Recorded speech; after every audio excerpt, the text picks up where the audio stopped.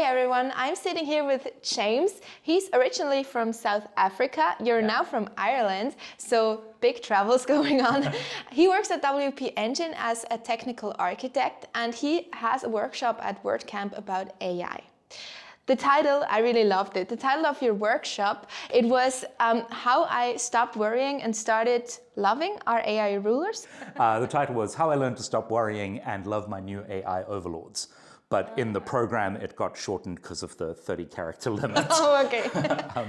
I got that from the Peter Sellers movie, How I Learned to Stop Worrying and Love the Bomb, which I feel like, there feels like at the moment this sort of like almost Cold War-esque level of angst about AI. Yeah. So I sort of like channeled that. And then, of course, the Simpsons with the old meme, I, for one, welcome our new AI overlords.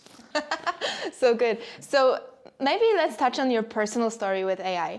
Sure, yeah. You get personal with your title, how you came to loving AI, loving these powers of AI. What was your story? How did you come up with AI or with... I suppose it's part of the zeitgeist at the moment. It's a thing everyone's talking about, even not at work, going out and overhearing the conversations at a different table at the restaurant with people who probably don't work in tech.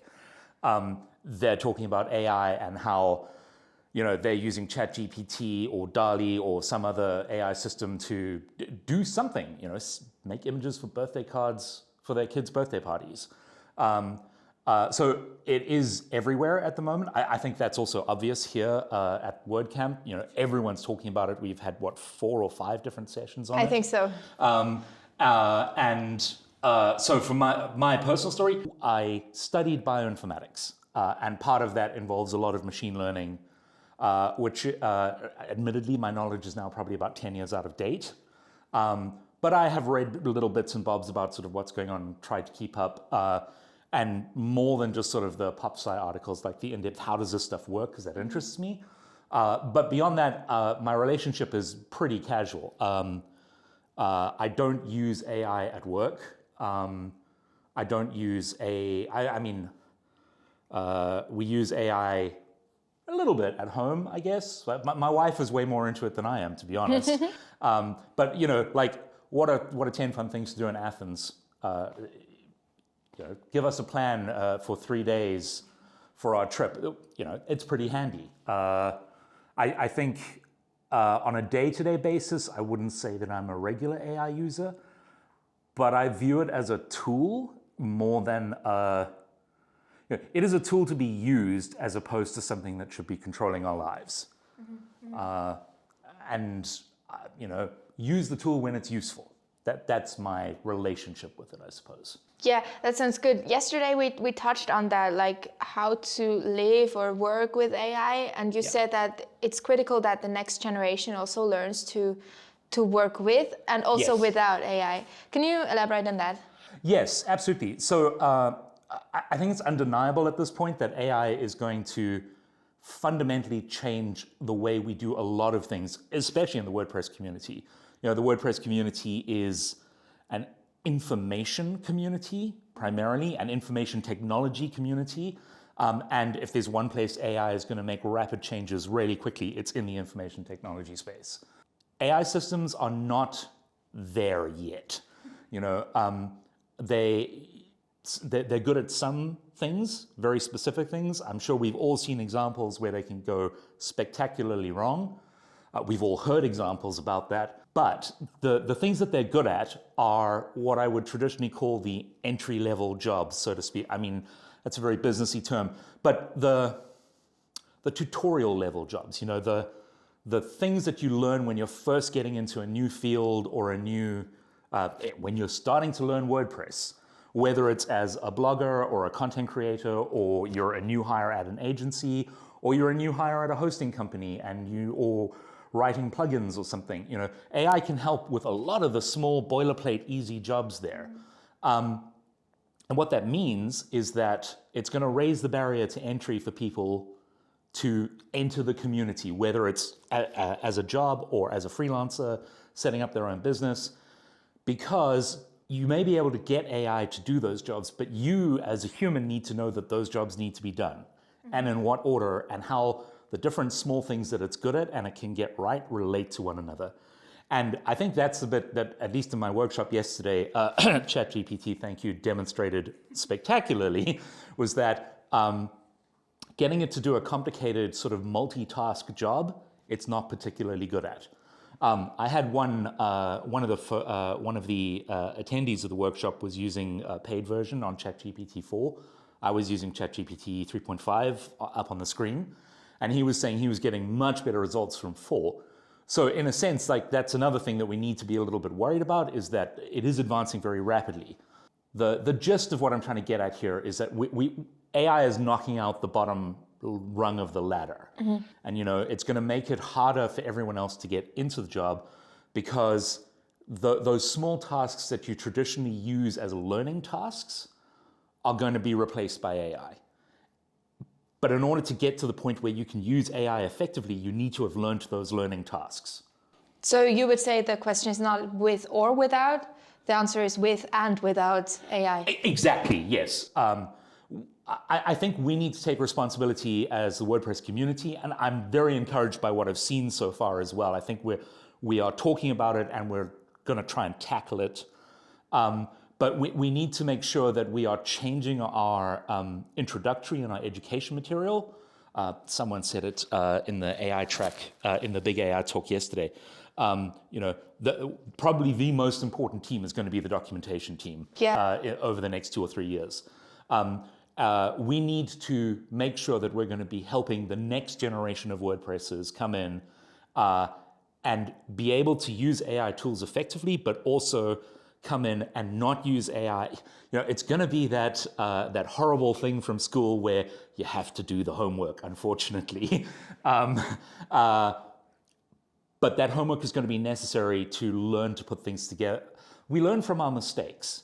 And if we don't know that the AI is making a mistake, if we just go in blindly trusting that, then we don't get that learning knowledge from just using the AI to do the task. And you don't want to have those mistakes bubble up to higher levels where you catch them later, where they're more expensive to change. Yeah. And I don't just mean in a monetary sense. I mean in a time and effort and psychotherapy bills kind of level. No one wants the stress of having to fix something at the last minute for a client because the AI generation of the code screwed up 3 days ago, and then you're like, oh God, I have to redo 3 days of work here. Yeah, right. No, thank you. Yeah. So you just talked about AI making mistakes. Yes. We have also heard of AI even lying. We have heard of ChatGPT pretending to be human even though it's not. We have heard of people that worked on AI models leaving the industry because they said they can't stand behind it, or they have ethical questions. What do you think on that? Like, what's your take on that? Should we stop? Or okay, the complicated questions. Sure. Yeah.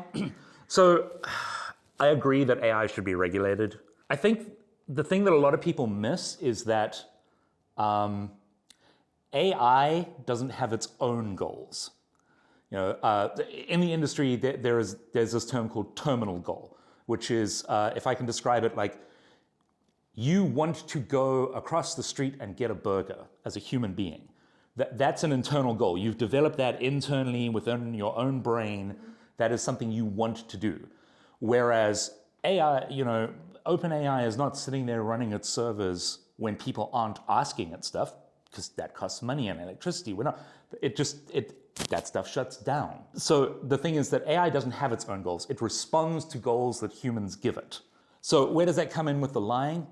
I can't claim to know what the actual goals were for ChatGPT, but from the way it's designed, it's obvious that is designed to be human. I don't know how much you know about the internals of it, but the basic idea is that you give it a bunch of you train the model on a bunch of text. Okay, everyone knows that bit. The phrase is sucking up the internet. It doesn't suck up the whole internet. It's a curated piece of text. It forms a set of probabilities for when you have one token, and a token can be something like a word or a longer phrase or an idiom. And then it goes, okay, if I've got this token, and maybe even depending on how much memory and space you give it to work, I have these 20 tokens. What's the most statistically likely thing to come out after this? But the problem is, if you do that, those percentages, those chances of the next word are static in the model. So if you have a conversation with that model, it's going to give you the same response, deterministic responses the whole time. And OpenAI looked at this and said, well, we don't really like the way that works. It doesn't feel human. And so there's an element of randomness, Okay, so there's a 90% probability that the next word is this, and then there's a 70% or a 30%. And so they take those and they randomly choose one of the responses, which means that every time you have a conversation, the conversation is slightly different, which makes it feel more human. Which says to me that the goal was, I want this thing to sound human. So it's not a surprise that it acts as if it's human. It's not a surprise that it claims to be human because it's learned from text where somewhere in the piece of text that it's read, somebody has written in a response to a question, are you human? Yes, I'm human. So there is a chance that is one of the responses it's going to give. Is it lying? No, not really, because it's not making a claim about the truth of the statement, that the model isn't. I think we ascribe more intelligence to it than is actually there. Mm-hmm. With that, we come to a subject that I hear and see so often in not only in the WordPress community, but virtually in the world. There's so many hearsays, there's so much things that we think what AI is, or AI is dangerous, AI will take away our jobs, AI is the best thing that happened to us. So there's many sentences you hear that are claiming things. What would you say, what is credible? Or how can you identify what's... I need to put a heavy disclaimer on this. I am expressing an opinion that is my own here. I don't know how credible my opinion is. But so, is AI dangerous? It certainly has the potential to be dangerous. I think the problem isn't AI there, or AI wouldn't be a problem if we didn't have another problem. That is that we have let our informational lives, our online lives, bleed into and influence our lives and physical reality so much, to the point now where something can happen online that deeply affects our lives. So somebody can hack your bank account and take your money, or you can say something, or somebody can hack your Twitter account and say something nasty and vile, and then you get banned and you lose your job. And it is only because of that AI is threatening. I would love to say and believe, and I'm not sure that I do, that no one is going to be stupid enough to give AI the codes to the nuclear weapons, But we already have AI systems that have done bad things that have had real impacts. And I suppose my saying of the week really has been, there are two classes of problems that AI are going to give us. There's the obvious ones, and we're all talking about those. And I think then there are the subtle ones. And it's the subtle ones that are going to come and bite us in the ass, if you'll pardon the phrase. We're safe now. The people in the WordPress community now who are learning to use the AI tools as they're starting to become as useful as they're becoming, we're going to get the opportunity to adapt with them. Yeah. But if we don't take care, it's the people who come after us that are going to suffer. And I don't know how many people have... I don't know that many people are thinking that far ahead. I can't say that I've deeply thought about the problem. It's just, it occurred to me like, brainwave in the bathtub kind of thing a couple of months ago. And that's when I got the idea for the talk, was like, we don't need to be worried now. How I learned to stop worrying. I'm not worried. I'm not especially worried about AI now. But we need to be careful not to let AI become our new rulers and overlords. We need to be, I think we need to be open and honest and talk very carefully and deeply about the potential threats of AI. But as long as we do that, I think it's going to be an incredibly useful tool for humanity as a whole. My biggest question at the moment for me personally, for Sure. me as an agency owner, for me as a WordPress educator, like, where do we go with these tools on our hands? I mean, the phrase is the genie's out of the bottle. You know, you're not going to get away. You are going to be outcompeted if you are not using AI tools. And I think we should be trying it out. All of us should be trying this because there are business opportunities there. There are productivity opportunities. I don't think that there are innovation opportunities there. Again, like the whole thing about AI is it's trained on a set. It can't. I want to say it can't generate new ideas. But then, I mean, we're going to get into the deep philosophical discussion about what a new idea actually is. So I'm just going to put that aside for the moment. I don't know that we have that amount of time. But yes, I think that agency owners, freelancers, everyone involved should be taking the time to at least try out the tools, use them, see how they're effective for them. Realistically, probably the place where it's going to be most used, especially the large language model, text generative AIs, conversational chatbot style AIs, are going to be as user interfaces. I don't want to say it's going to get rid of coding because it's probably not going to get rid of coding, at least not in the next couple of years, maybe even 5 years. But,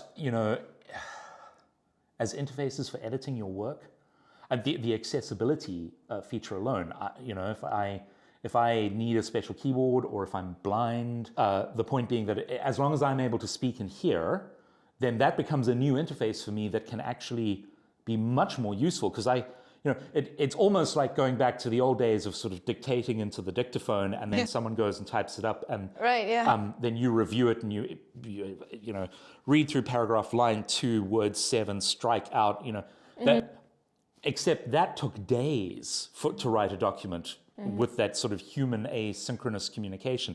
This is going to take minutes as you have a computer do it for you in front of you and read it back immediately to you.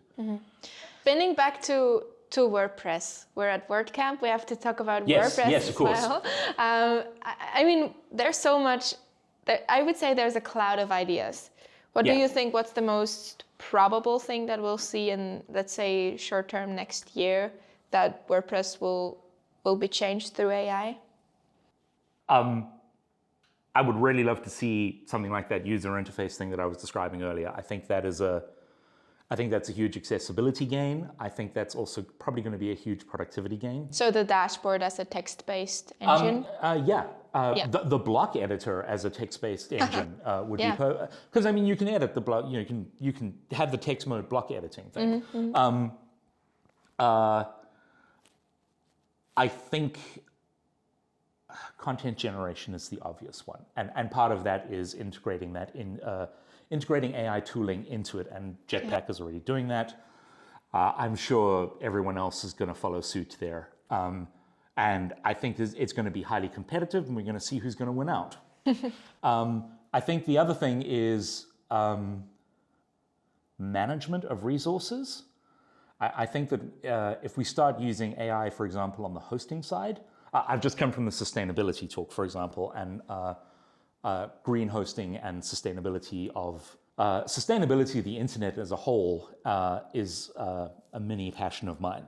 So I'm quite interested. And if we can start leveraging AI systems for monitoring and data analysis and decision making, and even maybe then like going and executing those decisions, like, oh, we've worked out that hosting on Azure seems to be more green than hosting on I probably shouldn't have used a specific company name there, but any other any other platform, right? Then maybe an AI system can go and just start silently migrating customers of your hosting platform over to the other place because it's greener, cheaper, more performant, more sustainable. Again, I'm circling back to that idea of AIs don't have terminal goals. They don't make up their own goals. They have goals given to them by humans. And if we're careful in the goals that we choose to give the AI systems that we implement, we can do a lot with it. Yeah. If we're not careful, a lot can go wrong. Yeah. I think that's a good sentence for wrapping up. I love this. Okay, great. Do you have anything you want to add? Anything that's important to you? You want to mention about AI? I think I'm just going to sort of paraphrase my title again. I know that a lot of people are afraid of it. I don't think we need to be afraid of it. I think we need to be careful and wary, but I think that we can learn to harness it correctly. And that I'm very happy that we're having the discussion and the talks about it, and we should definitely keep doing that. Yeah. Yeah. And thank you very much. Yeah, this thank has you. been a really nice discussion. Thank you. Thank you. Thanks for taking the time, and I wish you a great time at WordCamp. It's Likewise. half a day more, much. and I think we'll enjoy it to the fullest. Yes, absolutely. Great. Thank you so much. Thank you.